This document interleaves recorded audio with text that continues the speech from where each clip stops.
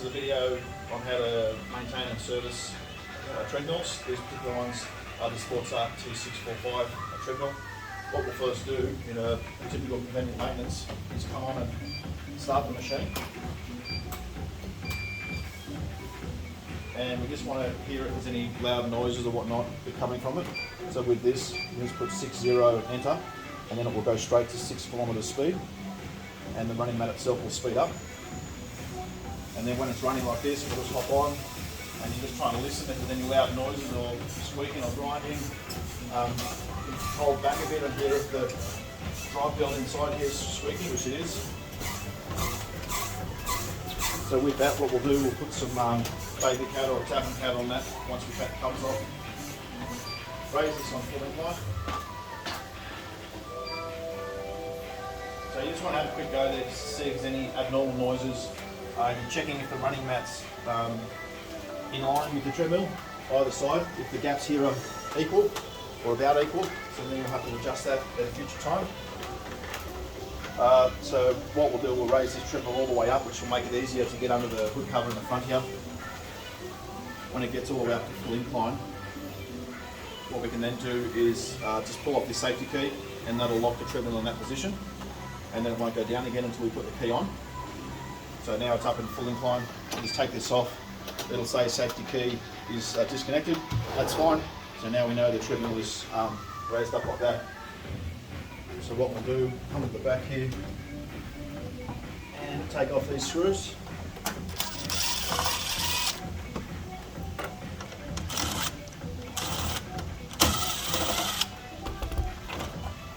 Take off the covers.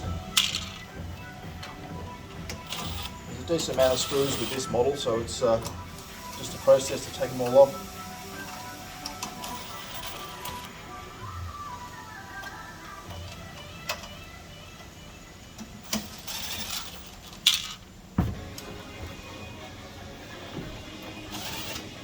A couple at the front here, and then on this opposite side.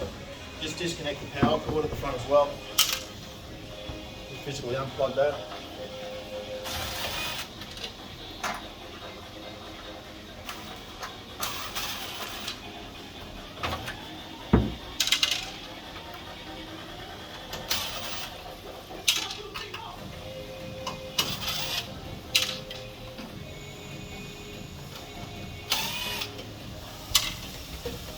You want to lift up these rubbers a bit so they're out of the way, they don't get caught.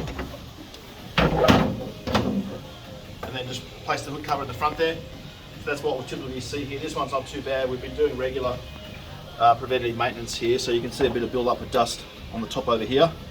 Not too much on the electronic lower board, a bit on the motor, and there's a fair bit down here too. So you can see that, so that type of stuff is what we want to get out, especially we don't want it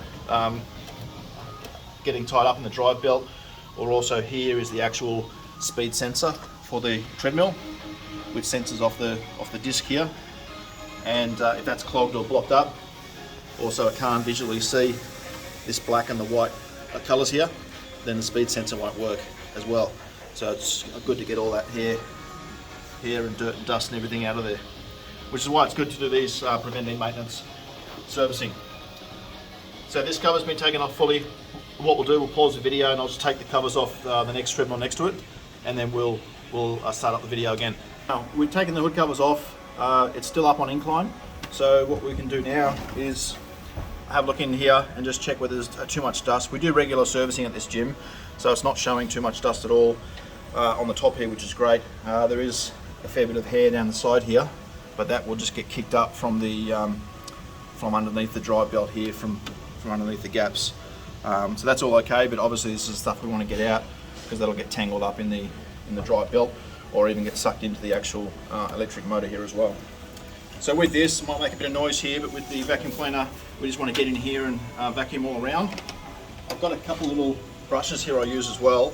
This one here is just a painter's brush you get from Bunnings or whatnot, and I've just taped up the metal part so it won't conduct if I happen to leave the power plugged in, but it's also a good idea to unplug the power from the treadmill. So this is nice and long to get into the cracks and crevices there.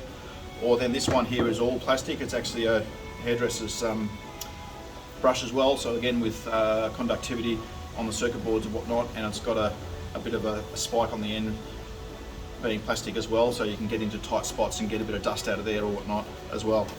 So let's do a quick vacuum in here.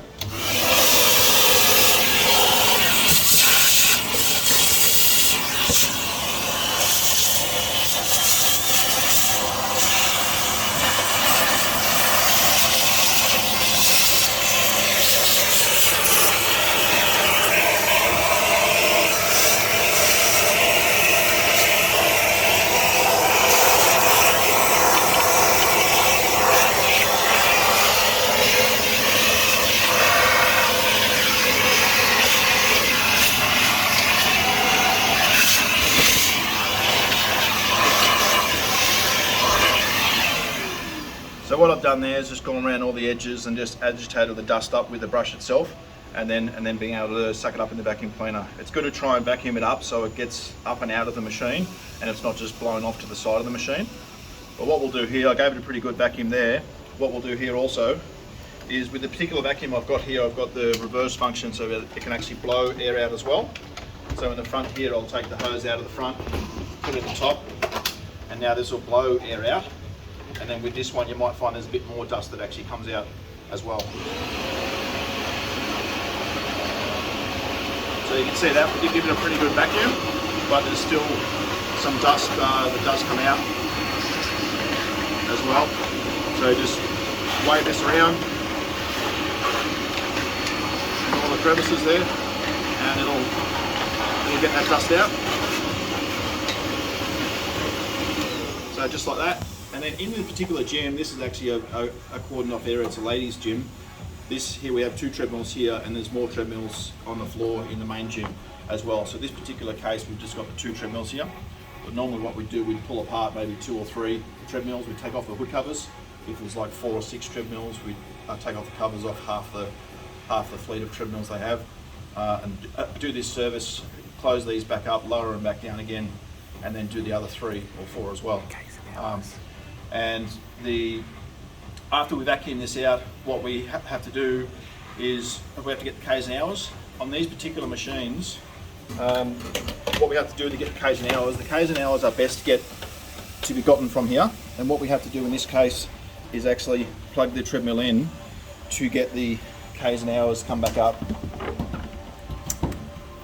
So with this, I've plugged it in. It'll go through this stage here. And then this here, maybe try and pull this back, might be easier to see. That's actually the kilometres the machine's done. So it's actually done 27,608 kilometres. And then there's a button here we'll press. This does it in miles as well, converts it to miles, or then the hours. So in this case, what we'll do, we'll write down on our EMS service sheet is the 27,608 kilometres. We'll go up to hours, get the 4,654 hours. I put in there. And also what we need to do with this particular one, it's got this automatic luber underneath here, lubricating machine for the actual running mat on the treadmill. There's a bit of hose here that loops around and comes down the back underneath the treadmill.